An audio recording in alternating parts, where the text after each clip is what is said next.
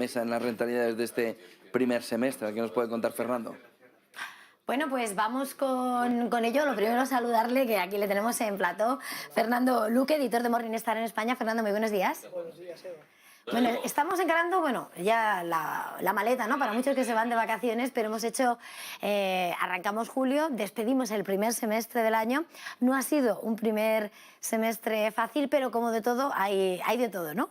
En ese análisis. Por retomar un poco el pulso de lo que ha dado de sí estos 6 primeros meses del año, si te parece, vemos lo que mejor se ha comportado, sobre todo para los que son más pesimistas. Sí, a ver, yo creo que ha sido un semestre negativo, yo creo que hay que decirlo, no hay que esconderse. ¿Por qué ha sido negativo? Porque lo que ha funcionado bien, pues ha estado poco representado en las carteras, ¿no? ¿Y qué es lo que ha funcionado bien?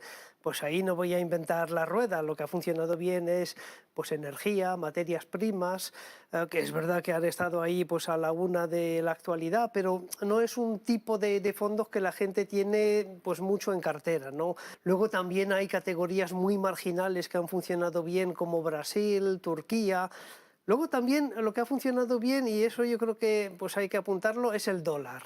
Y el dólar sí que ha ayudado a muchas carteras a por lo menos no tener rentabilidades tan negativas, ¿no? Pero en general lo que ha funcionado bien no ha estado muy representado en las carteras de los inversores. Y entonces, mirando estas rentabilidades, estamos viendo el lado más negativo y que sí que ha pesado más en las carteras. Sí. ¿Cuáles son esos lastres? Pues todo lo que la gente tiene dentro de sus carteras de fondos, ¿no? Es decir, renta variable americana, renta variable europea, sobre todo. Mencionaba el tema del dólar, que ha ayudado a las carteras de renta variable americana, y luego el gran damnificado de este primer semestre pues han sido los bonos. Los fondos de renta fija no han funcionado bien.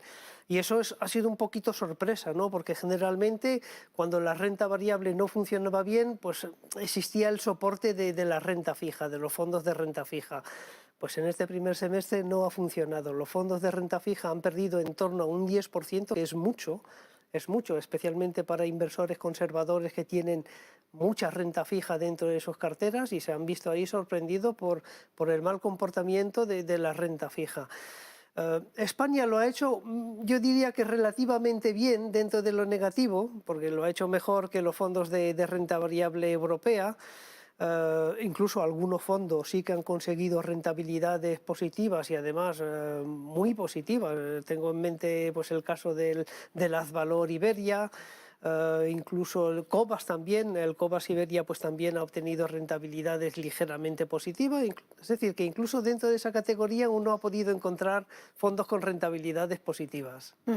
Y mirando a ese balance general de ese primer semestre, en el que, bueno, de alguna manera se ha visto muy presionado todo el mercado, con esas excepciones, sobre todo los que no estaban incorporados en las carteras, había dos cosas que quería preguntarte. Por una parte, ¿qué ha pasado con esos flujos, con esos movimientos, con esos fondos ligados a la sostenibilidad, al ESG, en un momento en el que, bueno, esa crisis energética está cuestionando un poco la evolución de los compromisos de descarbonización y ese horizonte verde?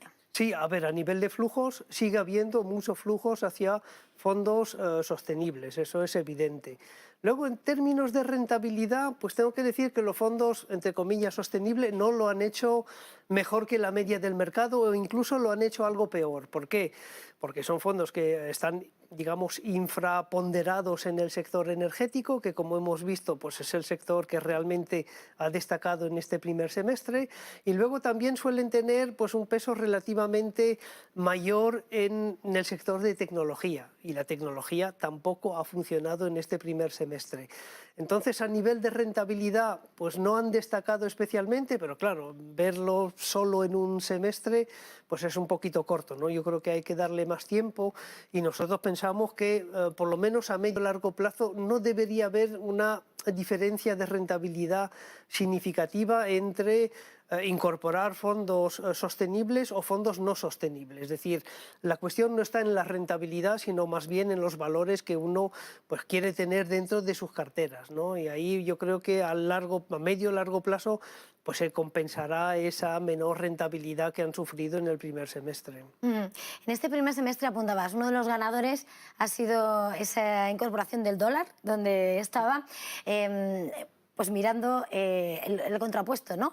Mirando al euro, también cuál ha sido, por tanto, el resultado. A ver, es verdad que el dólar ha ayudado a las carteras, ¿no? ¿Por qué? Porque generalmente cuando uno invierte pues, en un fondo de renta variable americana tiene exposición al dólar, incluso si el valor liquidativo está en euros, que es algo que suele también un poco despistar a los inversores, el decir, vale, pues tengo el valor liquidativo de mi fondo está en euros y por lo tanto no se ve influenciado por la cotización euro-dólar. Sí que se ve beneficiado o perjudicado, ¿no? En este caso pues se ha visto beneficiado. Los que no se han visto beneficiados son aquellas clases de fondos que están cubiertas a euros, pero no son la mayoría. Bueno, pues vamos a tener que dejarlo. Muchísimas gracias por habernos hecho esta radiografía del comportamiento de esas rentabilidades. Fernando Luque, editor de Morningstar España, un placer. Feliz jornada, feliz negocio. Gracias, Eva. José Antonio, te pasamos el testigo.